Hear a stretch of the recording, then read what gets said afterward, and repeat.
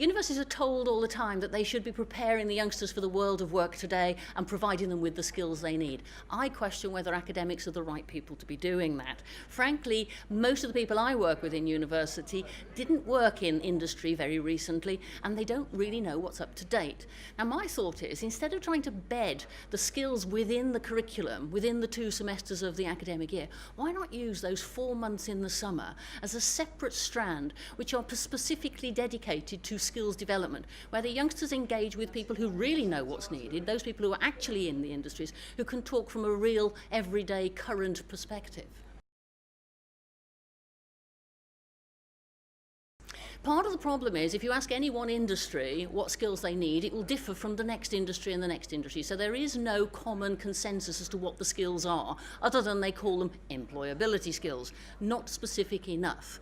And on top of that, the youngsters themselves are not clear how you gain the skills or even how you recognise the skills. So frequently they have the skills, but they're not able to articulate the fact they have those skills or provide the evidence. So again, going through a process during the summer where they're much more aware of those skills and how they're using them would make them more saleable, because they'd understand their own capacities and capabilities. I would say, first of all, there's too much reliance on role models, as if a single inspirational individual will result in some sort of Damascus experience and suddenly they will change their minds. I don't think that happens. What a role model can do is to confirm for those who are already thinking in those directions, so that's fine, but it doesn't solve the problem of the floating voters. What I think we need to do is to answer the question for the youngsters, what's in it for me?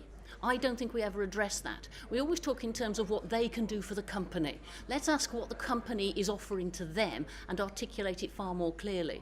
And part of what they are looking for is a sense of importance, a sense of achievement, a sense of being valued. I don't think that ever comes across. It's always very much about, we need you, we need you. Well, hang on a moment, why should I give myself up for you? What's the return? When we crack that one, I think we can make a difference. I don't think our formal curriculum is measuring anything of value to industry, but the question has to be whether that's what it should be. Take the formal curriculum up to 16. Really what it's looking at is, do you have the intellectual capacity, the capability to deal with what the world's going to throw at you? So I'm not actually an advocate of having the under 16 curriculum designed entirely around the skills process. I think it should be designed more around aptitudes and abilities, which can be measured, although not ideally by the way our current system works. I'll agree with that.